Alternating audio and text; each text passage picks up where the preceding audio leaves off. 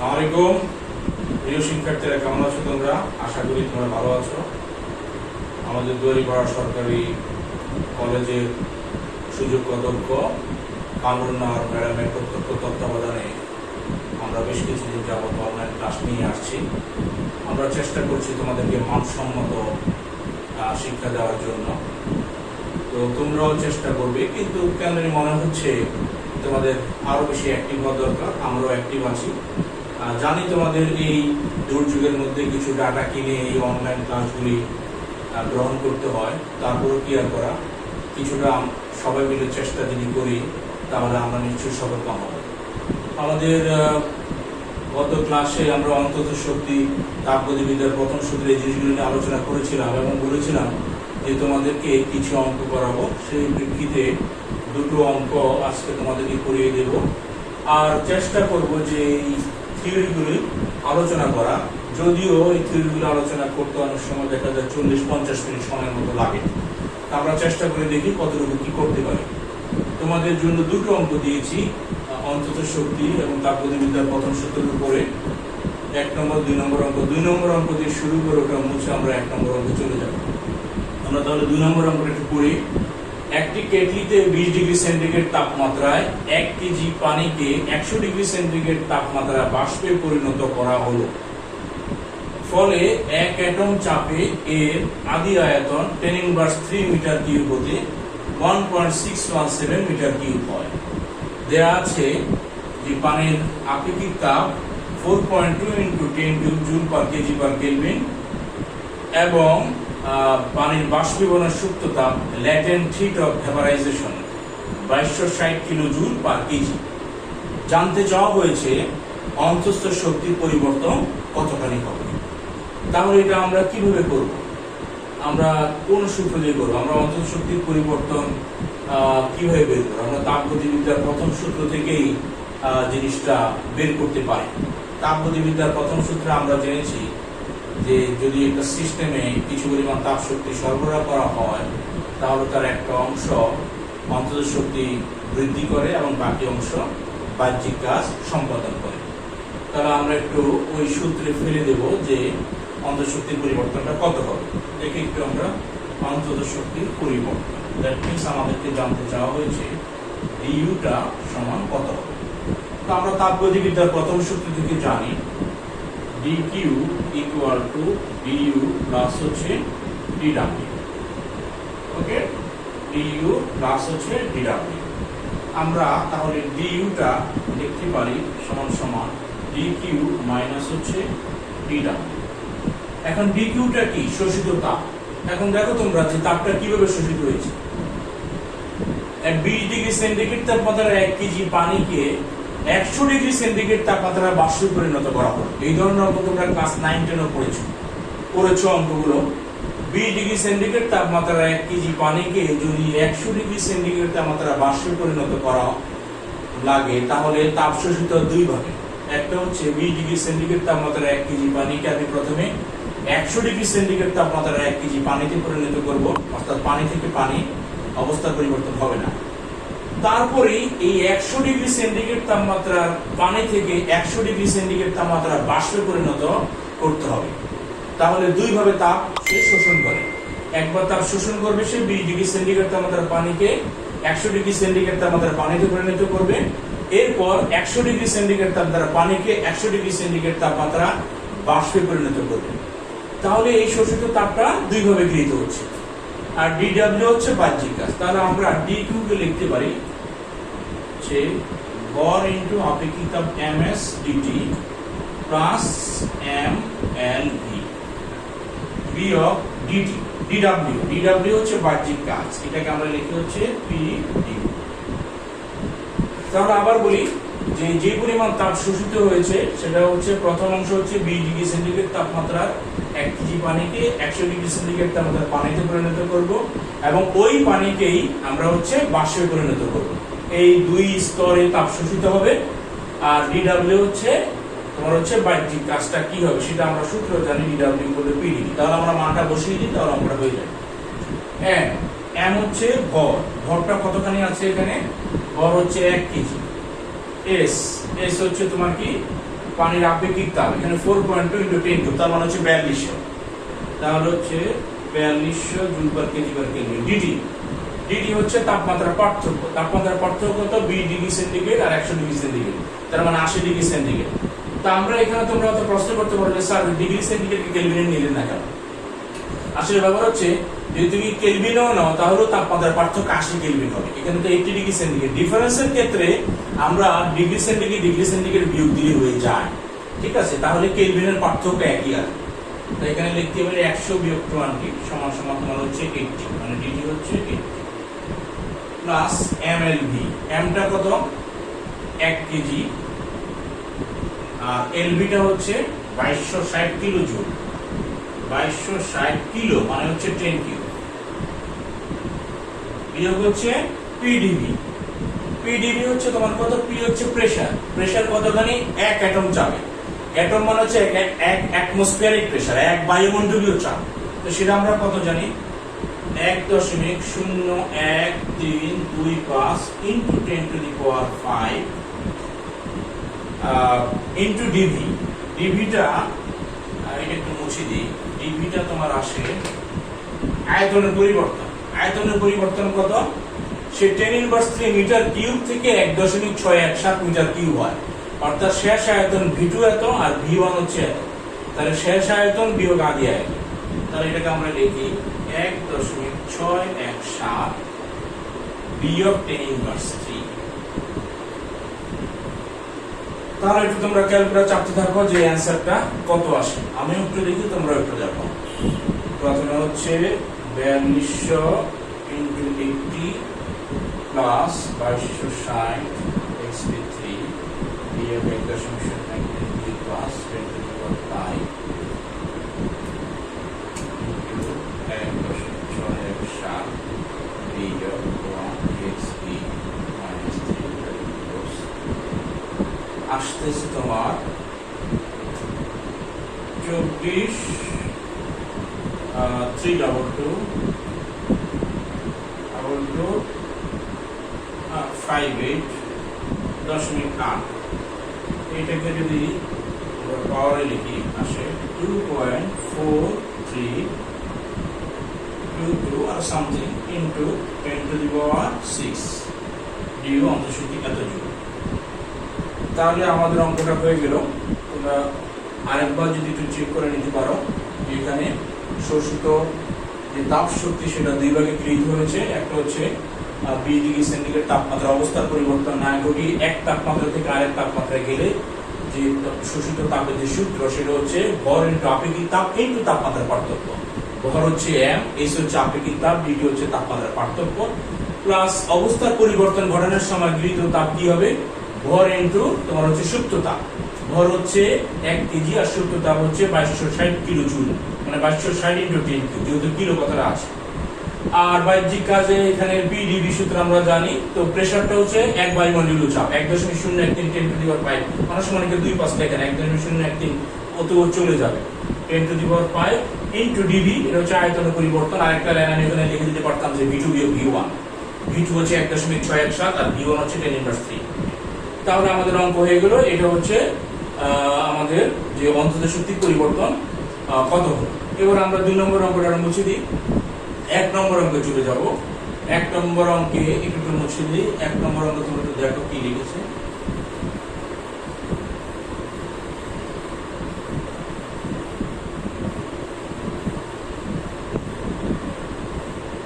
1 নম্বর অঙ্ক করার আগে একটু থিওরি পড়ে আসি, নাহলে পরপর ভালো লাগবে না। আমাদের এখানে ডিউ ইকুয়াল টু করে আসে তোমার সিভি ডিটি, আর 2 নম্বরে আছে C P minus C V equal to R, এবং সিপি ইজ গ্রেটার দেন হচ্ছে সিভি। তো এই জিনিসগুলি, এবং সেখানে gamma equal to CP by CV, এক পারমাণবিক, দ্বি পারমাণবিক এবং ত্রি পারমাণবিক গ্যাসের ক্ষেত্রে আমরা এই জিনিসগুলি দেখব। তো আমাদের প্রথমে সিপি এবং সিভি, স্থির চাপে গ্যাসের আপেক্ষিক তাপ সিপি এবং স্থির আয়তনে গ্যাসের আপেক্ষিক তাপ সিভি, এই জিনিসগুলি আছে। আপেক্ষিক তাপ আমরা জানি যে একক ভরের কোন গ্যাসের তাপমাত্রা একক পরিমাণ বৃদ্ধি করতে গেলে যে পরিমাণ তাপ লাগে তাকে আমরা আপেক্ষিক তাপ বলি। গ্যাসের ক্ষেত্রে আমরা একক ভরটাকে মোল দ্বারা প্রকাশ করে থাকি, পরিমাণটার দ্বারা প্রকাশ করি। পরিমাণের টা আমরা বলি 1 মোল। পরিমাণটা এরকম বলি যে এক মোল ভরের গ্যাসের তাপমাত্রা 1 কেলভিন বৃদ্ধি করতে গেলে যে পরিমাণ তাপের প্রয়োজন হয় স্থির তাকে আপেক্ষিক তাপ বলে। এখন C ইকুয়াল টু আমরা লিখতে পারি del Q divided by m del T। এটা হচ্ছে আপেক্ষিক তাপ C। তাহলে m যদি নাকি 1 হয়, del T যদি নাকি 1 হয়, তাহলে আমরা বলতে পারি যে C ইকুয়াল টু হচ্ছে del Q divided by C equal to সবসময় তোমার হচ্ছে del Q আসে। That means C equal to del Q। তাহলে এখানে এই জিনিসটা সূত্রে আছে যে C equal to del Q ভাগ m del T।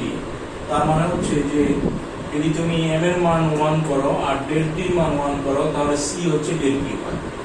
অর্থাৎ যে শোষিত তাপ del Q টা সেটাই আপেক্ষিক তাপ হয়। তাহলে সংজ্ঞাটা কিভাবে বানাবো? অনেক সময় স্টুডেন্টরা সূত্রটা মুখস্থ থাকে, কিন্তু এই যে একটু ডিজাইন করে কিছু শব্দমালা কথামালা দিয়ে আমি একটা সংজ্ঞা লিখে ফেলবো, এটা বুঝতে পারে না। এই ধরনের আনুপাতিক যেগুলো সংজ্ঞা আছে তোমাদের প্রতি অনুরোধ থাকবে সেগুলো নিচের গুলোকে 1 করে ফেলবে। তাহলে যদি লব বাই হর, হর যদি 1 হয়, তাহলে লব ইকুয়াল টু হচ্ছে সংজ্ঞাটা সিটা। তাহলে m এর মান যদি 1 হয়, del T ইকুয়াল টু 1 হয়, তাহলে যে del Q তাকেই C বলা হয়। এইভাবে আবার পরীক্ষা বললে কিন্তু নাম্বার পাবা। তাহলে তোমাকে বলতে হবে আমরা সংজ্ঞাটা কি, যে 1 মোল ভরের যদি m equal to 1, that means 1 মোল 1 মোল ভরের গ্যাসের তাপমাত্রা del T তাপমাত্রা যদি নাকি আমি 1 কেলভিন বাড়াতে চাই, যেহেতু তোমার SI এককে কেলভিন, ডিগ্রি সেন্টিগ্রেড বললে হবে না। 1 মোল ভরের গ্যাসের তাপমাত্রা যদি 1 কেলভিন বৃদ্ধি করতে যায়, তাহলে আমার যে পরিমাণ তাপ del Q লাগবে, শোষণ করা লাগবে, সেই তাপকে আমরা বলতেছি আপেক্ষিক তাপ। কারণ আপেক্ষিক তাপ দুই ধরনের, একটা হচ্ছে স্থির চাপে গ্যাসের আপেক্ষিক তাপ, সেটা হচ্ছে Cp, আর স্থির আয়তনে গ্যাসের আপেক্ষিক তাপ সেটা হচ্ছে তোমার কত Cv। অর্থাৎ চাপ স্থির রেখে 1 মোল ভরের গ্যাসের তাপমাত্রা 1 কেলভিন বৃদ্ধি করতে যে তাপের দরকার থাকে বলে Cp, আর আয়তন স্থির রেখে 1 মোল ভরের গ্যাসের তাপমাত্রা 1 কেলভিন বৃদ্ধি করতে গেলে যে হিট লাগবে, তাপ লাগবে, তাকে আমরা বলছি Cv। তো ডিফারেন্সটা কি, মানে Cp আর Cv এর মধ্যে কি এমন পার্থক্য আছে তো মাথায় ঢুকছে না, এরকম তোমাদের তো মনে হতে পারে। দুটোরই তোমার হচ্ছে যদি গাণিতিক সংজ্ঞা দিই তাহলে একই রকম আসবে, যে Cp ইকুয়াল টু হচ্ছে, এটাকে যদি আমরা ক্যালকুলাসে ক্ষুদ্রাতি ক্ষুদ্র প্রকাশ করি, তখন আমরা এটাকে del Q বাদ দিয়ে dQ লিখি m dt। আচ্ছা, আর Cv এটাকেও আমরা লিখতে পারবো dQ ডিভাইডেড বাই হচ্ছে m dt। অর্থাৎ এখানে হচ্ছে চাপ স্থির রেখে, এখানে হচ্ছে আয়তন স্থির রেখে। গাণিতিকভাবে মনে হচ্ছে যেন সেম, কিন্তু সেম না। Cp এবং Cv এর মধ্যে আমরা বলি যে Cp Cv এর তুলনায় বড়। কিভাবে বড়? এখন গাণিতিকভাবে প্রমাণ করব Cp - Cv ইকুয়াল টু 1। আচ্ছা, আমরা গাণিতিকভাবে এবং মানে এমনি তো আমরা প্রমাণ করে দেখি আসলে জিনিসটা কিভাবে হচ্ছে। তো Cp Cv এর তুলনায় বড়, এটা আগে গাণিতিকভাবে করার আগে আমরা তোমার হচ্ছে সংজ্ঞা থেকে বুঝে আসি যে এটা কেন বড় হচ্ছে। একটা সিলিন্ডারে মনে করো গ্যাস আছে, এখানে আমি হিট দেব, মনে করো এটা হচ্ছে Cp, আর এটা মনে করো আরেকটা, এটাতে আমি তোমার হচ্ছে হিট দেব, এটা ধরো Cp, এখানেও গ্যাস, তো এখানে আমি হিট দেব, এখানেও আমি হিট দেব। তো আমাদের দেখা যাচ্ছে যে তোমার হচ্ছে Cp তুলনায় Cv বড়। তো জিনিসটা হচ্ছে 1 মোল ভরের গ্যাসের তাপমাত্রা 1 কেলভিন বৃদ্ধি করবে।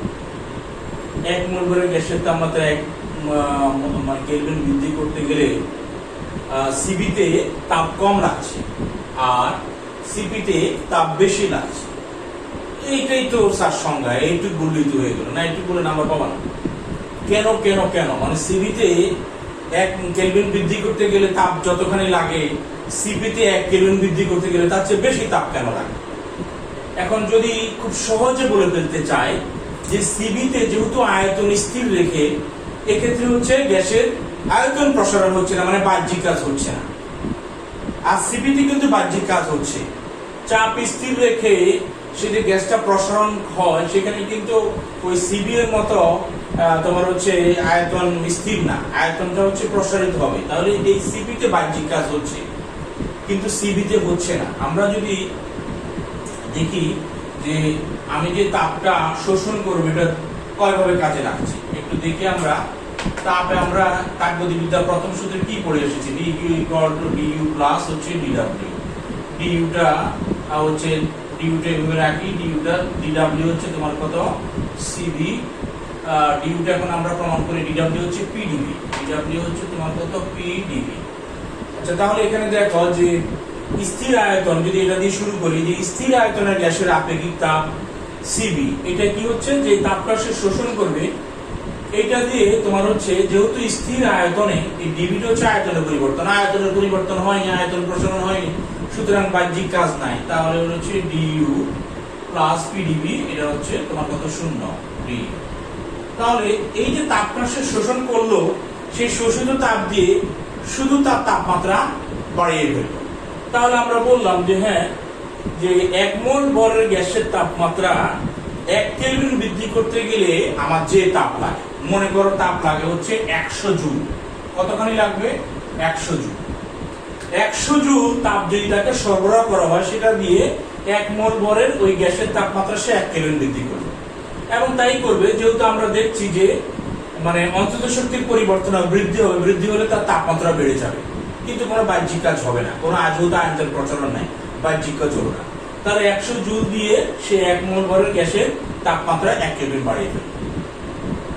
এখন এবার আসে হচ্ছে স্থির চাপে গ্যাসের আপেক্ষিক তাপ সিপি এর বেলা। এখানেও আমি তাকে 100 জুল তাপ শক্তি সরবরাহ করব। তো এই ক্ষেত্রে কি হবে, এখানে যদি আমি 100 জুল তাপ শক্তি সরবরাহ করি, এখানে কিন্তু সিপি এর ক্ষেত্রে বলি নাই যে আয়তন অপরিবর্তিত রেখে, এখানে বলছি যে চাপ অপরিবর্তিত রেখে, চাপটাকে অপরিবর্তিত রেখে তুমি হচ্ছে গ্যাসটাকে প্রসারিত হওয়ার সুযোগ দিবে। এটাতে কিন্তু গ্যাসটা প্রসারিত হয়নি। তাহলে এখানে যদি আমি করি, এক্ষেত্রে আমি দেখছি যে আমি যদি এখানে এক্ষেত্রে খেয়াল করো DQ equal to D U plus DW, এক্ষেত্রে আমার ডিইউ প্লাস ডিডব্লিউ হচ্ছে পিডিবি। অর্থাৎ এক্ষেত্রে আমি গ্যাসে যদি হিট সরবরাহ করি, তাহলে তার একটা অংশ গ্যাসটাকে প্রসারিত হওয়ার সুযোগ দিবে। অর্থাৎ গ্যাসটা মনে করো এতখানি এক্সপ্যান্ড হলো, তাহলে এই এতটুকু পরিমাণ গ্যাসটা আয়তন প্রসারণ হবে। আয়তন প্রসারণ হলে গ্যাসটা তোমার হচ্ছে প্রসারিত হয়ে গেলে আমরা এখানে বলবো যে যেহেতু তোমার আয়তন প্রসারণ হয়েছে, এখানে বাহ্যিক কাজ হয়েছে, যেটা আবার এই সিবির ক্ষেত্রে হয়নি। যেহেতু আমি বলতেছি যে স্থির আয়তন, কিন্তু এখানে স্থির আয়তন বলছি না, এখানে বলছি স্থির চাপে। তাহলে স্থির চাপে চাপ স্থির রেখে গ্যাস বাহ্যিক চাপের বিরুদ্ধে সে কি করলো, গ্যাসটা প্রসারিত হয়ে গেল। তাহলে প্রসারিত হওয়া মানে হচ্ছে আয়তন বেড়ে যাওয়া, আয়তন বেড়ে যাওয়া মানে হচ্ছে বাহ্যিক কাজ হয়ে গেল। এই বাহ্যিক কাজটা হতে গেলে মনে করো 30 জুল এনার্জি আমার দরকার। তো তুমি এনার্জি দিলা কতখানি? 100 জুল। তাহলে এই ক্ষেত্রে বাহ্যিক কাজ আয়তন প্রসারণে 30 জুল শক্তি খরচ হয়ে গেল। তাহলে 100 জুল থেকে 30 জুল বিয়োগ দিলে বাকি থাকে তোমার কত? 70 জুল। এখন এই 70 জুল দিয়ে 1 কেলভিন 1 মোল ভরের গ্যাসের তাপমাত্রা 1 কেলভিন কি বাড়াতে পারবো? বাড়াতে আমরা পারবো না। তাহলে আমরা আগেরটাতে দেখেছি যে 1 মোল ভরের গ্যাসের তাপমাত্রা স্রেফ মাত্র 1 মোল ভরের গ্যাসের তাপমাত্রা 1 কেলভিন বাড়াতে, তাতে 100 জুল লেগে গেছে। তো এই ক্ষেত্রে আমরা 100 জুলের মধ্যে 30 জুল তো আমরা অন্য পারপাসে খরচ করে ফেলেছি আয়তন প্রসারণে। তাহলে বাকি 70 জুল দিয়ে আমি 1 মোল ভরের গ্যাসের তাপমাত্রা 1 কেলভিন বাড়াতে পারবো না, তার তুলনায় কম হয়তো 0.7 0.6 কেলভিন বৃদ্ধি পাবে। কিন্তু আমার তো সংজ্ঞাটাই হচ্ছে যে 1 মোল ভরের গ্যাসের তাপমাত্রা 1 কেলভিন বাড়াইতে হবে, তাহলেই তাকে সিবি বলছি। তাহলে যেহেতু আমার তোমার হচ্ছে 1 কেলভিন বাড়াইতে হবে, তাহলে আমাকে হচ্ছে হিট কিন্তু 100 জুলই লাগবে। অর্থাৎ তাপমাত্রা বাড়াতে গেলে তোমার কি লাগবে? 100 জুল এনার্জি লাগবে। তাহলে আমি 100 জুল এনার্জি দিলে সেটা দিয়ে বাহ্যিক কাজে 30 জুল খরচ হয়ে গেলে আমার 70 জুল রইল। 70 জুল দিয়ে কিন্তু 1 কেলভিন তাপমাত্রা বৃদ্ধি করতে পারবো না।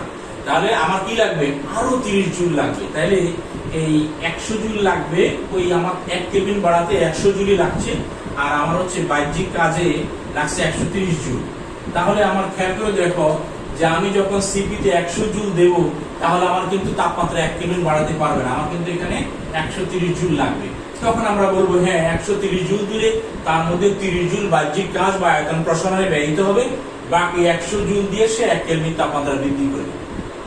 আর স্থির আয়তনে এরকম বাহ্যিক কোনো কাজ নাই, সে 100 জুল দিয়ে ওটা দিয়ে সরাসরি গ্যাসের তাপমাত্রা 1 কেলভিন বাড়িয়ে ফেলবে। এই জন্য আমরা বলি যে সিপি সিভির তুলনায় বড়। সিপি বাই সিবি এটার অনুপাতকে আমরা বলছি হচ্ছে তোমার কত, গামা। যেহেতু সিপি এবং সিবি এক জাতীয় রাশি, এই জন্য তাদের তোমার হচ্ছে কোনো গামার কোনো একক নাই। তা আমরা এটা একটু দেখে আসি। CP CV gamma equal to তোমার হচ্ছে সিপি ভাগ হচ্ছে সিবি। এক জাতীয় রাশি দেখে এদের তোমার হচ্ছে গামার কোনো অনুপাত নেই। এখন এই গামাটার মান কত হবে? এক পারমাণবিক গ্যাসের ক্ষেত্রে দেখো ওখানে লেখা আছে 1.67, দ্বি পারমাণবিক গ্যাসের ক্ষেত্রে 1.40 এবং বহু পারমাণবিক গ্যাসের ক্ষেত্রে 1.33। আমি একটা দেখিয়ে দিই। তোমার মানে গ্যাসের গতি তথ্য থেকে আমরা জানি যে এক পারমাণবিক গ্যাসের ক্ষেত্রে তোমার সিবি ইকুয়াল টু আসে 3/2R। আর আচ্ছা, আরেকটা যে আমরা C V minus C V equal to R, এটা একটু প্রমাণ করে দেখে আসা লাগতো। আচ্ছা, এটা আমরা একটু প্রমাণ করে আসি, তারপর এটা শুরু করে একটু টপিকসটা একটু আগে বড় হয়ে গেছে। আচ্ছা, আমরা একটু আসি D equal to CV DT. ওখান থেকে আমরা তো এতক্ষণ সিপি মানে সিপি সিবির তুলনায় কিভাবে বড় হলো ফিজিক্যাল সিগনিফিকেন্সটা দেখলাম, কিভাবে গাণিতিকভাবে বড় হলো দেখলাম। D equal to CV DT এটা একটু দেখে আসি। কি প্রমাণ করব? DU equal to CV DT. দেখি কিভাবে। তো D equal to CV DT আমরা জানি যে যদি নাকি সময় আয়তন প্রক্রিয়া চালানো হয়, আয়তন স্থির রেখে কোনো সিস্টেমে তাপশক্তি সরবরাহ করা হয়, তখন আমরা বলি তাপগতিবিদ্যার প্রথম সূত্র অনুযায়ী জানি D U equal to D U plus D W. তো D U plus D W equal to কত? পিডিবি। এখন যেহেতু সময় আয়তন প্রক্রিয়া, তাহলে তো আয়তন সমান মানে হচ্ছে আয়তনের পরিবর্তন হবে না, তার মানে ডিবিটা ইকুয়াল টু 0। তাহলে লিখতে পারি DU into DB equal to 0। তাহলে আমরা বলি যে ডিকিউ ইকুয়াল টু হচ্ছে তোমার কত? ডি। আবার আয়তন স্থির রেখে গ্যাসের আপেক্ষিক তাপের সংজ্ঞা থেকে একটু আগে আমরা কি জানলাম যে CV equal to DQ divided by M DT. এখানে আমরা এম এর মানটা 1 যদি করে দিই, তাহলে এম এর মান যদি নাকি আমরা 1 করি, তাহলে সিবি ইকুয়াল টু আসে তোমার কত? DQ divided by DT. তাহলে ডিকিউ ইকুয়াল টু আমরা লিখতে পারি CB DT.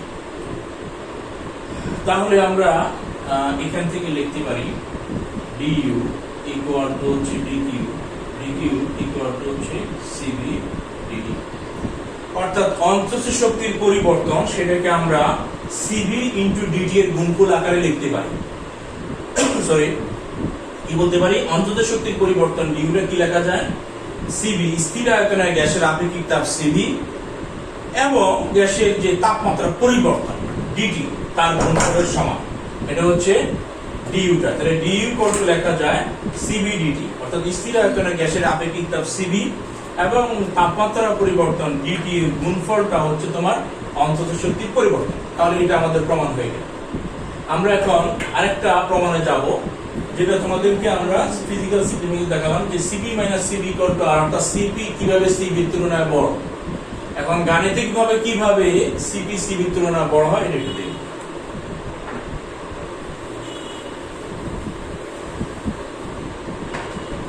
CP minus C V equal to আর।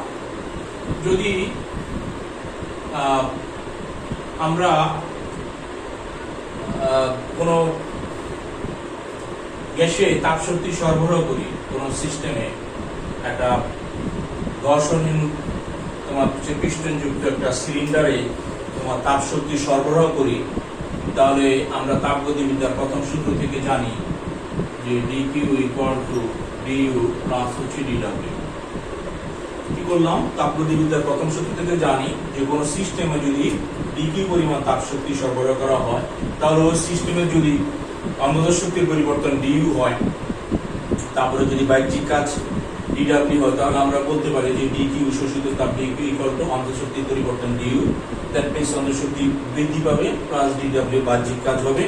তাহলে এটা তাপগতিবিদ্যার প্রথম সূত্র থেকে জানি। মনে করো স্থির চাপে প্রক্রিয়াটি ঘটনা হলো, স্থির চাপে আমি কোন সিস্টেমে ঘর্ষণী পিস্টনযুক্ত সিলিন্ডারে রক্ষিত গ্যাসে ডিগ্রি পরিমাণ তাপ শক্তি সরবরাহ করায় তোমার হচ্ছে ওই গ্যাসের অন্তত শক্তি বৃদ্ধি পেল ডিইউ, বাহ্যিক কাজ হলো ডিডব্লিউ। তাহলে স্থির চাপে আমরা এটা বলি যে ডিইউ প্লাস ডিডব্লিউ টাকে আমরা কি লিখতে পারি, পিডিবি বলতে পারি। তাহলে ডিকিউ ইকুয়াল টু হচ্ছে ডিইউ প্লাস পিডিবি। এখন একটু আগে মাত্র আমরা অন্তঃস্থ শক্তির বৃদ্ধি ডিইউ বা তার পরিবর্তনকে আমরা কি লিখে এসেছিলাম একটু দেখি যে ডিইউটা মাত্র শিখে এসেছিলাম যে DU equal to CV into DT, অর্থাৎ অন্তঃস্থ শক্তির বৃদ্ধি ডিইউ ইকুয়াল টু স্থির আয়তনের গ্যাসের আপেক্ষিক তাপ সিভি এবং টেম্পারেচার ডিফারেন্স ডিটি, অর্থাৎ তাপমাত্রার পার্থক্য ডিটি দুইটার গুণফলের সমান। তো মাত্র যেহেতু শিখেছি কেন ব্যবহার করবো, একটু ব্যবহার করে আসি। তাহলে আমি লিখতে পারি DQ equal to CV DT plus হচ্ছে তোমার কত পিডিবি। আমরা যেহেতু বলছি যে স্থির চাপে গ্যাসের আপেক্ষিক তাপের সংজ্ঞা থেকে জানি, যেহেতু প্রক্রিয়াটি স্থির চাপে চালানো হলো, যে স্থির চাপে গ্যাসের আপেক্ষিক তাপ ডিকিউ এটা কি জানি, সিপি ইকুয়াল টু আমরা জানি ডিকিউ ডিভাইডেড বাই এমডিটি। তো এমটা যদি 1 হয়, কারণ আমরা বলি যে 1 মোল ভরের গ্যাসের তাপমাত্রা 1 কেলভিন বৃদ্ধি করতে যে তাপের দরকার হয়, তাহলে এটাকে ডিকিউ ইকুয়াল প্রথমে লেখা যায় এম সিপি ডিটি। যদি 1 মোল ভরের গ্যাস না হয় সেক্ষেত্রে আমরা ডিকিউটা লিখতে পারবো হচ্ছে সিপি ডিটি। অর্থাৎ স্থির চাপে গ্যাসের আপেক্ষিক তাপ সিপি এবং তাপমাত্রার পার্থক্য ডিটি এর গুণফলের সমান। এখানে যদি আমরা বসিয়ে দিই এই জায়গাতে ডিকিউ সমান সমান হচ্ছে সিপি ডিটি ইকুয়াল টু হচ্ছে সিপি ডিটি প্লাস হচ্ছে তোমার পিডিবি। তাহলে কোথা থেকে কোথায় আসলো তোমরা হয়তো এলোমেলো হয়ে যাবো। প্রথম আসছে DQ equal to D U plus DW, DQ equal to আমরা জানি ডিইউ প্লাস পিডিবি, এটা আগে থেকে জানি। এখন ডিইউ ইকুয়াল টু সিভিডিটি, এটা আমরা মাত্র 10 মিনিট আগে দেখলাম যে ডিইউ ইকুয়াল টু সিভিডিটি। ফলে ওখান থেকে আমরা ওই ডিকিউ ইকুয়াল টু ডিইউ সিভিডিটি এর মানটা এখানে বসায় দিলাম, এই মান ডিইউ জায়গায় লিখে দিলাম সিভিডিটি প্লাস হচ্ছে পিডিবি। ওকে, দেন এখন আমরা এই ডিকিউ জায়গায় কিছু বসাবো। ডিকিউ কি করবে, এখানে আমরা জানি যে স্থির চাপে যে গ্যাসের আপেক্ষিক তাপ সিপি সেটা হচ্ছে ডিকিউ ডিভাইডেড বাই এমডিটি। তাহলে ডিকিউ এখান থেকে লেখা যায় এম ইনটু সিপিডিটি, কিন্তু আমরা 1 মোল গ্যাস নিয়েছি, সুতরাং এম এর মান যদি 1 হয় তাহলে ডিকিউ করে লেখা যায় সিপিডিটি। তাহলে আবারও ওই ডিকিউটা ইকুয়াল টু সিপিডিটি এই মানটা বসিয়ে দিলাম ইকুয়াল টু সিপিডিটি প্লাস হচ্ছে পিডিবি। এখানে শেষ না, আমরা পিডিবি এটা কিন্তু মান বসাবো, এটা স্যার কিভাবে বসাবো, আমরা জানি যে তোমার পিভি ইকুয়াল টু আরটি। সুতরাং আমরা জানি আদর্শ গ্যাসের গতিতত্ত্ব প্রথম বর্ষে তোমরা শেষ অধ্যায় পড়েছো, পিভি ইকুয়াল টু আরটি। ওখানে আমরা একটু নাড়াচাড়া দিয়ে আসি, এটা উপরের লাইনটা একটু মুছে দিই। আমরা জানি যে পিভি ইকুয়াল টু হচ্ছে আরটি। বলবো যে স্যার এনআরটি তো, কিন্তু 1 মোল নিয়েছি, সুতরাং হচ্ছে এখানে এম এর মান 1, বা এখানে অবশ্য আমরা এম ইউজ করেছি একই কথা। পিভি ইকুয়াল টু আরটি, এক্ষেত্রে আমরা যেহেতু স্থির চাপে যদি নাকি টি এর সাপেক্ষে অন্তরীকরণ করি DDT of PV DDT of হচ্ছে আরটি। এখন এই ক্ষেত্রে যেহেতু পিটা স্থির, পিটাকে বাইরে নিয়ে আসে ডিডি, এখানে আর ইউনিভার্সাল গ্যাস কনস্ট্যান্ট আর 8.31, এটাকে বাইরে নিয়ে আসে আর ডিডিটি অফ হচ্ছে টি, এটা মুছে দেই। তাহলে এখানে আমি লিখতে পারবো P D V by D T equal to R D D T of T মান তোমরা জানো 1, তাহলে এখান থেকে আমি লিখতে পারবো পি ডিভি ইকুয়াল টু হচ্ছে আর ডিটি। ওকে, তাহলে আর ডিটি হলে আমি ওই দেখো সিপিডিটি ইকুয়াল টু সিবিডিটি প্লাস হচ্ছে পিডিবি, এই লাইনটাতে যদি নাকি একটু আপ উপরে উঠাই, নিচে লিখতে ভালো দেখা যাবে না, CP DT equal to CV DT plus ওই যে পিডিভি, এটার মান হচ্ছে আরডিটি প্লাস হচ্ছে আরডিটি। ওকে, এখন মনে হচ্ছে না যে কিছু একটা কমন যায়, দুই পক্ষেই ডিটি ডিটি ডিটি আছে, ডিটি ডিটি এগুলো সরিয়ে দেব। তবে যদি সরিয়ে ফেলি তাহলে এখানে আমার দেখতে পাবো CP equal to CB plus হচ্ছে আর।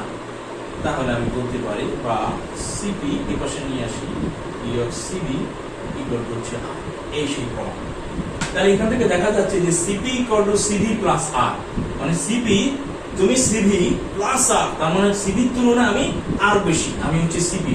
তাহলে সিভি যতটুকু তার তুলনায় আর পরিমাণ বেশি হচ্ছে সিপি। এটা ম্যাথমেটিক্যালি আমরা প্রমাণ করতে পারলাম যে সিপি সিভির তুলনায় বেশি। এটা আমরা বলেছিলাম যে সিপি এবং সিবি কে ভাগ দিলে আমরা গামা পাই। ঠিক আছে, গামা একটা গুরুত্বপূর্ণ রাশি তাপগতীয় সিস্টেমে। আমরা এটা একটু মুছে দিই। আমরা জানি যে গামা ইকুয়াল টু তোমার হচ্ছে সিপি ভাগ হচ্ছে সিবি, অর্থাৎ স্থির চাপে গ্যাসের আপেক্ষিক তাপ সিপি এবং স্থির আয়তনে গ্যাসের আপেক্ষিক তাপ সিবি, এই দুটোর অনুপাতকে আমরা গামা বলি। এবং এক পারমাণবিক, দ্বিপারমাণবিক এবং বহু পারমাণবিক গ্যাসের ক্ষেত্রে এর মান আসে 1.67, 1.40 এবং 1.33 রেসপেক্টিভলি, যথাক্রমে এই মানগুলি আসে। স্যার ওর পাশে একক লিখলেন না? ও তো একক নেই, যেহেতু এক জাতীয় রাশি সেই জন্য এটা কোনো একক নেই। একটা খালি দেখিয়ে দিই, তোমরা বাকিগুলি বাসায় দেখতে পারবে যে এক পারমাণবিক গ্যাসের ক্ষেত্রে তোমরা আদর্শ গ্যাসের গতি তত্ত্ব থেকে জানো যে সিবি ইকুয়াল টু আমরা জানি 3/2r। তাহলে সিপিটা কত? আমরা মাত্রই জানলাম যে C P equal to CB plus R. তোমাদেরকে কষ্ট দিতে যাচ্ছি না, জানলাম তারপরে প্রয়োগ করলাম। সিবি ইকুয়াল টু হচ্ছে 3/2r প্লাস আর, তাহলে কত আসে? 5/2r। তাহলে গামা কত? Gamma equal to CP by CV, CP ভাগ সিবি। সিপি কত? 5/2r, মাত্র শিখলাম। আর সিবি কত? 3/2r। তাহলে আর আরে কাটাকাটি যাবে, 2 2 কাটাকাটি 5/3। এর মানে কত? ক্যালকুলেটর চাপো কি না মুখস্থ? দেখি তো কত আসে। 5/3 1.66666 1.66666। আর তো ব্যথা হয়ে গেল, এটাকে লিখলাম 1.67। একইভাবে তোমরা ওই দ্বিপারমাণবিক এবং বহুপারমাণবিক গ্যাসের ক্ষেত্রে প্রমাণ করতে পারবে যে গামা ইকুয়াল টু 1.40 এবং 1.3 কিভাবে আসে। এর গুরুত্ব কি? এর গুরুত্ব আছে। গামার মান থেকে আমরা বুঝে ফেলবো যে গঠনটা কিরকম, যে ও কি পারমাণবিক, এক পারমাণবিক গ্যাস, ও এটা কি দ্বিপারমাণবিক গ্যাস, অর্থাৎ মানে দুইটা পরমাণু নিয়ে একটা অণু। বহু পারমাণবিক গ্যাস, দুই বা দুইয়ের অধিক পরমাণু নিয়ে অণু। এক পারমাণবিক পুরোতে একটা মাত্র পরমাণু আছে, তাহলে তুমি গঠনটা জেনে যাবা। আমরা ওই যে রুধিতাপীয় প্রক্রিয়া জানি যে P to the power gamma equal to ধ্রুবক, অর্থাৎ যদি রুধিতাপীয় প্রক্রিয়া প্রেসার এবং ভলিউম, চাপ এবং আয়তনের মধ্যে সম্পর্ক জানতে হয়, তাহলে কিন্তু আমার গামাটা জানতে হবে, না হলে কিন্তু আমরা বের করতে পারবো না। আমরা আরো একটা জিনিস জানি যে তোমার যে শব্দের গ্যাসীয় পদার্থে যে শব্দের বেগের সূত্র, সেখানে কিন্তু গামা রয়েছে। তাহলে ওখানে যদি মানে গামাটার মান না জানি, তাহলে শব্দের বেগের আমরা মানে গ্যাসীয় পদার্থে তোমার হচ্ছে শব্দের বেগটা বের করতে পারবো না। তাহলে ইম্পর্টেন্স রয়েছে কিন্তু। কারণ আমরা ডি ইকুয়াল টু সিবিডি শিখলাম, সিবি মানে সিবি ইকুয়াল টু আর কিভাবে শিখলাম, gamma equal to C V by সিবিও শিখে গেলাম। ওকে, আমরা এবার একটু বিরতিতে আসি। এবার আমরা ওই যে প্রথম যে অঙ্কটা যেটা বাকি রেখেছিলাম, এটা একটু শিখব, না হলে পরে একটা না থিওরি তোমাদের ভালো লাগতো। এখন আমরা প্রথম অঙ্কটাতে চলে আসি, অন্তত শক্তির অঙ্ক। দেখি এটা আমরা কিভাবে করব। তারপরে আমরা রুধিতাপীয় প্রক্রিয়া জীবিত কাজ সেখানে চলে আসবো। পিস্টনযুক্ত সিলিন্ডারে গ্যাসের চাপ 400 প্যাসকেলে স্থির রেখে ধীরে ধীরে 700 জুল তাপ শক্তি সরবরাহ করায় 1100 জুল কাজ সম্পাদিত হয়। সিস্টেমের গ্যাসের আয়তনের পরিবর্তন ও অন্তস্থ শক্তির পরিবর্তন নির্ণয় করো। উদ্দীপকে উল্লেখিত সিস্টেমটি শক্তির নিত্যতা মেনে চলবে কি? সহজ অঙ্ক। ইদানিং কালে অবশ্যই এত সহজ অঙ্ক আসে না, কিন্তু আমার তো সহজ অঙ্ক শিখতে হবে, না শিখলেই তো প্রথমেই তো আমি আগুনে হাত দিতে পারবো না। আগে একটু অঙ্কটা শিখে আসি, তাহলে ধীরে ধীরে কঠিন থেকে কঠিনতর অঙ্কে আমরা হাত দিতে পারবো। পিস্টনযুক্ত সিলিন্ডারে গ্যাসের চাপ 400 প্যাসকেল। প্যাসকেল কে একক, নিউটন পার মিটার স্কয়ার, এর চেয়ে বেশি কিছু না। ধীরে ধীরে 700 জুল তাপশক্তি সরবরাহ করে 1100 জুল কাজ সম্পাদিত। তাহলে গ্যাসের আয়তনের পরিবর্তন ও অন্তত শক্তির পরিবর্তন নির্ণয় করো। আমরা ক এর উত্তরে যাই। উত্তর ক। কতে কি আসে? আয়তনের পরিবর্তন। আমরা তাপগতিবিদ্যার প্রথম সূত্র জানি, dq = du প্লাস হচ্ছে dw। আচ্ছা, আমাদের আয়তনের পরিবর্তন, বাহ্যিক কাজ কত? 1100 জুল। dw = কত? 1100 জুল।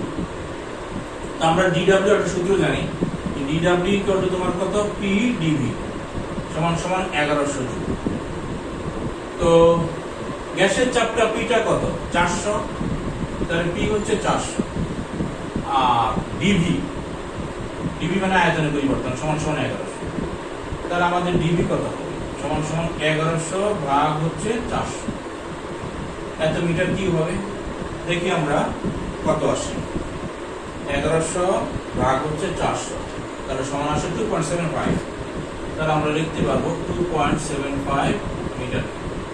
ওকে, ডিবি মানে ডিবি লটারি না, কিন্তু ডিবি মানে হচ্ছে ভলিউম চেঞ্জ, আয়তনের পরিবর্তন, যে কতখানি আয়তনের পরিবর্তন হলো। যেহেতু বাহ্যিক কাজ হয়েছে, সুতরাং আয়তন থেকে আরেক আয়তনে যাবে।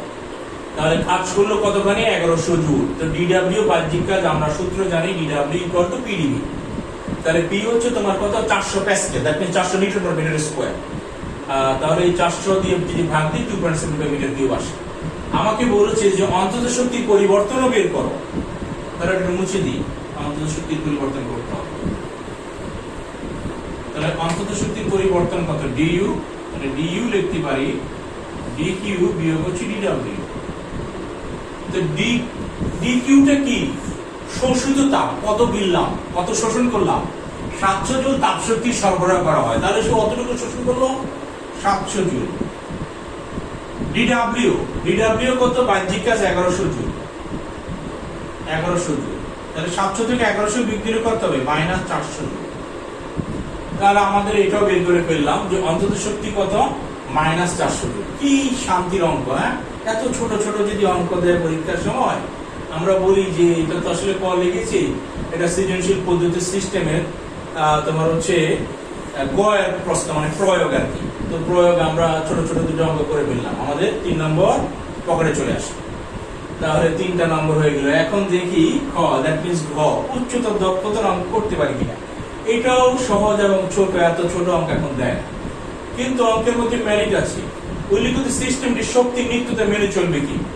আমরা তোমাদেরকে বলেছিলাম যে তাপগতিবিদ্যার প্রথম সূত্রটা তোমার হচ্ছে আমাদের এই শক্তির নিত্যতা সূত্রটাকে জানান দেয়। অর্থাৎ কোনোভাবে শক্তি লিক হবে না। শক্তি তুমি শোষণ করেছো, পুরোপুরি কাজ করতে পারেনি, অন্যভাবে চলে গিয়েছে, যেভাবেই যাক এক অবস্থা থেকে অন্য অবস্থায় রূপান্তর হয়, হারিয়ে যাওয়ার কোনো সুযোগ নাই। এখানে কেমন যেন একটু ব্যাখ্যাপা লাগছে। এখানে একটু খেয়াল করো যে তোমাকে দিলাম 700 জুল তাপ শক্তি, কাজ করে ফেললে 1100 জুল, মগের মূল্য নাকি, বাকি 400 জুল তুমি কি হয়ে গেলে? খেয়াল করে দেখো, বি = -400 জুল। হ্যাঁ, বাজার করতে গেলা তুমি হচ্ছে 700 টাকা নিয়ে, বাজার সেরে আসলা 1100 টাকা। 400 টাকা কোথায় পেলে?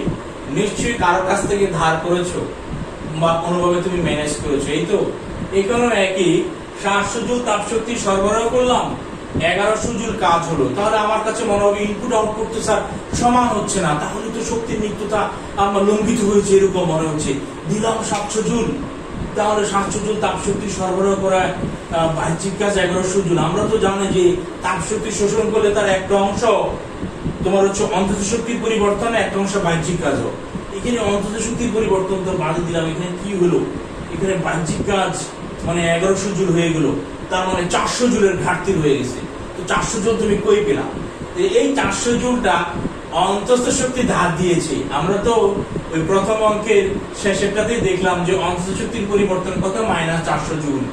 মানে তাপ শক্তি শোষণ করে অন্তত শক্তি বৃদ্ধিতে দূরের কথা, অন্তত শক্তি হ্রাস পেয়েছে। তার মানে অন্তত শক্তি মাইনাস চিহ্ন থেকে আমরা বুঝলাম যে অন্তত শক্তি -400, তার মানে অন্তত শক্তি থেকে মানে হ্রাস পেয়েছে, তার অন্তত শক্তিটা ধার করতে হয়েছে। তাহলে আমরা বলতে পারবো যে স্যার শক্তির নিত্যতা কিভাবে তাহলে মানলো? দেখো একটু আমরা কিভাবে মানে বলবো যে শক্তির নিত্যতা লঙ্ঘিত হয়নি। কি পেলাম আর হচ্ছে কি দিলাম, ইনপুট আউটপুট দেখে মিলাইতে পারে কিনা। এখানে হচ্ছে প্রাপ্ত শক্তি, এটা কিভাবে আসবে হচ্ছে সরবরাহকৃত শক্তি, সরবরাহকৃত তাপ শক্তি প্লাস অন্তঃস্থ শক্তির হ্রাস, অন্তঃস্থ শক্তির হ্রাস, বা তোমরা বলতে পারো ব্যয়, মানে এটা খরচ হয়েছে। তাহলে প্রাপ্ত শক্তি সরবরাহ তাপ শক্তি, অর্থাৎ আমি 700 জুল তাপ শক্তি সরবরাহ করলাম। আর কি দেখা যাচ্ছে যে অন্তঃস্থ শক্তির হ্রাস, অর্থাৎ অন্তঃস্থ শক্তি থেকে আমি ধার করেছি, অন্তঃস্থ শক্তি থেকে 400 জুল নিয়ে নিলাম। তাহলে কত আসে? 700 জুল যোগ 400 জুল, তাহলে আসে 1100 জুল। তাহলে আমি ওই যে তাপ শক্তি 700 জুল সরবরাহ করার কারণে তোমার হচ্ছে মনে করছি যে না আর কোনো হয়নি, অন্তঃস্থ শক্তিটা আমরা 400 জুল পেলাম আর সর্বোচ্চ তাপ শক্তি পেলাম 700 জুল, তাহলে মোট হচ্ছে 1100 জুল। তাহলে প্রাপ্ত শক্তি 1100 জুল আর বাহ্যিক কাজ কত হয়েছে আমার? বাহ্যিক কাজ সমান সমান হচ্ছে 1100 জুল। তাহলে এবার দেখো আমার কি শক্তির নিত্যতা লঙ্ঘিত হয়েছে? আমি শক্তি পেলাম 1100 জুল, বাহ্যিক কাজ হলো 1100 জুল, তাহলে শক্তির নিত্যতা সূত্র অবশ্যই সে মেনে চলবে। আমরা আরেকটা টপিক ছিল যে রুদ্ধতাপীয় প্রক্রিয়া। আমরা জানি যে সমস্ত প্রক্রিয়ায় পিভি ইকুয়াল টু ধ্রুবক, পিভি ইকুয়াল টু হচ্ছে ধ্রুবক, পিভি ইকুয়াল টু কে। কিন্তু রুদ্ধতাপীয় প্রক্রিয়া অর্থাৎ যে প্রক্রিয়ায় কোন সিস্টেমে তাপ শক্তি বাইরে যেতে পারে না, ভিতর থেকে বাইরে যেতে পারে না, আবার বাইরে থেকে ভিতরে আসতেও পারে না, তাকে আমরা বলি হচ্ছে রুদ্ধতাপীয় প্রক্রিয়া। এই প্রক্রিয়া কিন্তু পিভি ইকুয়াল টু ধ্রুবক না। এই প্রক্রিয়ায় আমরা বলি PV to the power gamma equal to হচ্ছে ধ্রুবক। এখন PV to the power gamma equal to ধ্রুবক, আমরা আবার জানি যে পিভি ইকুয়াল টু হচ্ছে আরডি। এখানে তুমি বহুভাবে সূত্রটাকে আমরা বিভিন্ন প্যাটার্নে নিয়ে আসতে পারি, বিভিন্ন প্যাটার্নে নিয়ে আসতে পারি কি যে পিভি ইকুয়াল টু আরটি হলে যদি তুমি ভি আর টি এর মধ্যে সম্পর্ক রাখো, তাহলে পি ইকুয়াল টু তোমার আরটি ভাগ হচ্ছে ভি, এটা যদি এবার এখানে বসায় দাও তাহলে এখানে সূত্রটা তুমি লিখতে পারো TV to the power gamma বিয়োগ 1 ইকুয়াল টু হচ্ছে ধ্রুবক। আবার যদি তুমি মনে করো না স্যার এখানে এই সূত্রের মধ্যে P equal to RT by V বসাবো না, না আমি এটা বসাবো না, কি বসাবো? আমি বসাবো হচ্ছে ভি ইকুয়াল টু হচ্ছে আরটি ভাগ হচ্ছে পি। তাহলে এই সূত্রটার প্যাটার্ন আসবে T V to the power 1 minus gamma by gamma equal to ধ্রুবক। ঠিক আছে, তাহলে এই বিভিন্ন প্যাটার্ন সূত্রে যে P V to the power gamma equal to ধ্রুবক, P V to the power gamma বিয়োগ 1 ইকুয়াল টু ধ্রুবক, P V to the power 1 minus gamma by gamma equal to হচ্ছে ধ্রুবক, এই তিনটা তোমার সূত্র বইয়ের মধ্যে আমাদের আছে। এগুলো দিয়ে PV to the power 1 minus gamma ধ্রুবক এটা আমাদেরকে করতে হবে। আরো কিছু কিছু জিনিস আছে সময়ের অভাবে করতে পারছি না, তারপর একটু আমরা জেনে রাখি যে P V to the power gamma equal to ধ্রুবক, T V to the power gamma বিয়োগ 1 ইকুয়াল টু ধ্রুবক। 3 নম্বর T V to the power gamma বিয়োগ 1 ইকুয়াল টু ধ্রুবক, অর্থাৎ রুদ্ধ তাপীয়, এটা হচ্ছে সমস্ত রুদ্ধ তাপীয় প্রক্রিয়ায় তোমার হচ্ছে এই সূত্র, রুদ্ধ তাপীয় প্রক্রিয়ায় আমরা চাপ এবং আয়তনের মধ্যে এই সম্পর্কটা দেখতে পাই। আমরা একটু রুদ্ধতাপীয় প্রক্রিয়া এটা দেখেছি, রুদ্ধতাপীয় প্রক্রিয়ার কিছু কাজের রাশিমালা, আর 2 মিনিট সময় নেব সেটা দেখে আমরা আজকের ক্লাসটা শেষ করবো। রুদ্ধতাপীয় প্রক্রিয়ার কিছু কাজ, সেটা কি হবে আমরা এটা হচ্ছে যে আমরা জানি যে কিছু কাজ, ক্ষুদ্রাতি ক্ষুদ্র কাজ ডিডব্লিউ ইকুয়াল টু হচ্ছে তোমার কত পিডিবি। তাহলে ডাব্লিউ ইকুয়ালটা আমরা লিখতে পারি integration of DW, that means integration of PDB. এখন তুমি একটা সিস্টেমে একটা সিলিন্ডারে যদি গ্যাস থাকে, সেই গ্যাসে তুমি যদি গ্যাসটাকে রুদ্ধতাপীয় প্রক্রিয়া প্রসারিত করো, তাহলে কিছু কাজটা কি আসবে? দেখো রুদ্ধতাপীয় প্রক্রিয়া তুমি প্রসারিত করতে যাওয়াতে আয়তনটা V1 থেকে V2 তে এক্সপ্যান্ড করলো, তাহলে তুমি এখানে লোয়ার লিমিট দিতে পারো V1, আপার লিমিট দিতে পারো হচ্ছে V2। এখন স্যার এটা কি দিব? পিডিবি। আমরা জানি যে P V to the power gamma equal to ধ্রুবক, তাহলে P V to the power gamma equal to যদি ধ্রুবক হয়, এখানে আমরা জানি P V to the power gamma equal to ধ্রুবক। তাহলে আমি পিটাকে লিখতে পারবো কে ভাগ V to the power gamma. Okay, তাহলে এখানে একটু লিখে ফেলি পি করলো K by V to the power gamma. এখানে আমরা লিখি পি কে ভাগ V to the power gamma DV. কিন্তু মুছে দিই, এখানে তোমরা এই জায়গাতে সাইড নোটে লিখতে পারো যে P V to the power gamma equal to ধ্রুবক, এই জন্য আমি লিখলাম সমান সমান এখানে কেটাকে বাইরে নিয়ে আসো V to the power minus gamma DV. তারপরে আমরা V to the power minus gamma এটাকে সমাকলন করব কিভাবে? তোমরা সূত্র জানো K V to the power minus gamma V to the power minus gamma plus 1, মানে যেটা পাওয়ার থাকে তার সাথে এক যোগ, আবার যে পাওয়ারটা হলো এক যোগ হওয়ার পরে ওই পাওয়ার দেবার ভাগ, তাহলে 1 মাইনাস গামা এটা দিয়ে ভাগ। আর আমরা এখানে এই লিমিটটা ওই জায়গার অভাবে এখানে লিখি নেই, v1 আর এটা হচ্ছে v2, এখানে হচ্ছে v1 এটা হচ্ছে v2, তাহলে এই জায়গায় লোয়ার লিমিট v1 আপার limit v2। Lower limit upper limit কি, মানে v1 আয়তন থেকে শুরু করে তুমি v2 আয়তনে গেলে, তাহলে এখানে আমি লিখব তোমার হচ্ছে 1 মাইনাস গামাটা বাইরে নিয়ে আসি, 1 মাইনাস গামা, এটা বরং ঢুকিয়ে বলতে পারো K V to the power 1 minus gamma, এটা v1 লং জায়গার অভাবে তাহলে এটা আমরা লিখতে পারি 1 divided by 1 minus gamma K v2 to the power 1 minus gamma বিয়োগ K v1 to the power 1 minus gamma. তাহলে এখানে 1 ডিভাইডেড বাই 1 মাইনাস গামা, এখানে আমরা একটু চালাকি করতে পারি যে আমরা জানি যে p to the power gamma এগুলো ধ্রুবক, কিন্তু আছে তো v2, তাহলে কোনটা লিখবো p2 v2 to the power gamma into v2 to the power 1 minus gamma বিয়োগ কে এখানে যেহেতু v1 আছে এখানে লিখবো p1 v1 to the power gamma into v1 to the power 1 minus gamma. তাহলে এখানে দেখো v2 to the power gamma v2 to the power minus gamma, power যদি যোগ হয় গামা গামা চলে গেলে শুধু v2 থাকে। এখানেও একই v1 to the power gamma v1 to the power minus gamma, gamma gamma চলে গেলে তোমার থাকে শুধুমাত্র v1। তাহলে এটাকে আমরা লিখতে পারি 1 divided by 1 minus gamma p2 v2 বিয়োগ হচ্ছে p1 v1। এটা উপরে নিয়ে আসি, উপরে যদি নিয়ে আসি তাহলে এখানে আসে যে আমাদের w টা ইকুয়াল টু 1 মাইনাস গামা, এটা যদি গামা মাইনাস 1 লিখি p1 v1 minus p2 v2, আর নিচে 1 মাইনাস গামার জায়গায় লিখলাম গামা v1। এখন p1 v1 মানে জানি কত rp1, আর p2 v2 লেখা যায় rp2, মানে pv ইকুয়াল টু rt। তাহলে p1 তাপমাত্রা p1 v1 t1, সেক্ষেত্রে লিখতে পারি p1 v1 equal to rt1। একইভাবে p2 v2 equal to rt2 gamma v1। তাহলে আমরা লিখতে পারি r t1 minus t2 divided by gamma v1। তাহলে আমাদের এই হচ্ছে w সূত্রটা, w equal to RT1 minus T2 divided by gamma v1, অর্থাৎ রুদ্ধ তাপীয় প্রক্রিয়া পৃথক কাজের রাশিমালা w equal to RT1 minus T2 gamma v1। আগের দিন আমরা সমস্ত প্রক্রিয়া পৃথক কাজের রাশিমালা কি এটা শিখেছিলাম আগে। তাহলে এই সমস্ত প্রক্রিয়ার পৃথক কাজ এবং রুদ্ধ তাপীয় প্রক্রিয়ার পৃথক কাজের রাশিমালার উপর অনেকগুলো অঙ্ক আছে, যেগুলো আমরা নেক্সট ক্লাসে দেখবো, তোমরা একটু দেখে এসো। আজকে এই পর্যন্তই, আল্লাহ হাফেজ।